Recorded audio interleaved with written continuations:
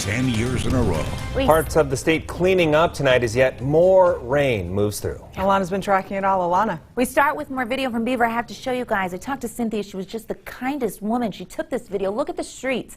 Plenty of water. It started at 1.97 up to 1.99 inches of rain in under an hour in the Beaver area. So we know that that strong storm rolled through, caused problems. She said it was one of the strongest they've seen in quite some time. We now have storm clouds over Utah Lake looking from Linden. We're going to watch this moisture again drift into northern Utah, very similar to what we saw last night with those storms, and that's going to hang steady. So the storms are on the move. The flood danger is sticking around. We do have an update when it comes to the drought, and it's a positive one. Nice to be able to say that. We also have to look at that weekend because if you're making plans outside, we're there for you so you know what to expect. Live look at Millard County, Oak City, showing some storm clouds as well. Those storms are popping. They're in the West Desert. We've been watching them for the last couple of hours. You see how they blossom and push over to the northwest, and we have also seen plenty of activity on the eastern side of the state, central Utah, and now eventually northern Utah will see these storms. Taking a look, we've got 2 severe thunderstorm warnings in effect right now.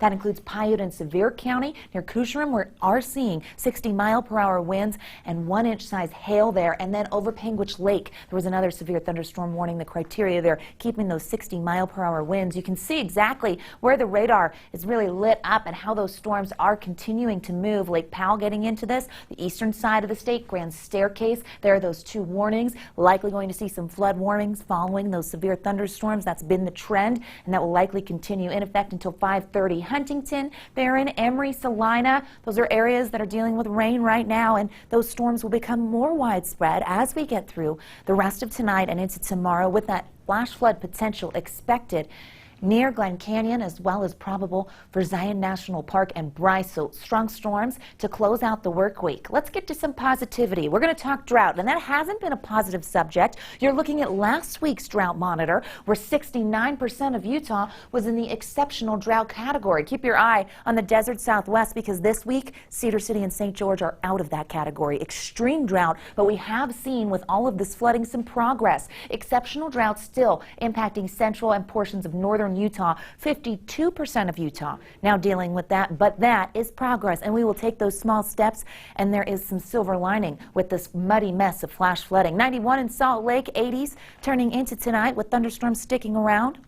That flash flood watch until 3 o'clock in the morning into tomorrow. Storms become numerous, widespread. We end the work week with active skies, and then into Saturday. Bit of a washout there, folks. Be ready for it. Taking a look at those numbers, we've got 90s along the Wasatch Front with the chance of storms for tomorrow. 96 in Moab. Washington County showing you the next 7 days, giving you an idea of those 90s that want to hold steady. Here they are, taking a minute there to load. Scattered to isolated storms as we get through the weekend and into next week. A drier pattern with some heat. Here's the Wasatch Front, 90s to 80s, but we will warm back up as we start to dry towards the middle of the week next week. Scattered storms tonight, tomorrow, and for your weekend. Glenn, Emily, over to you.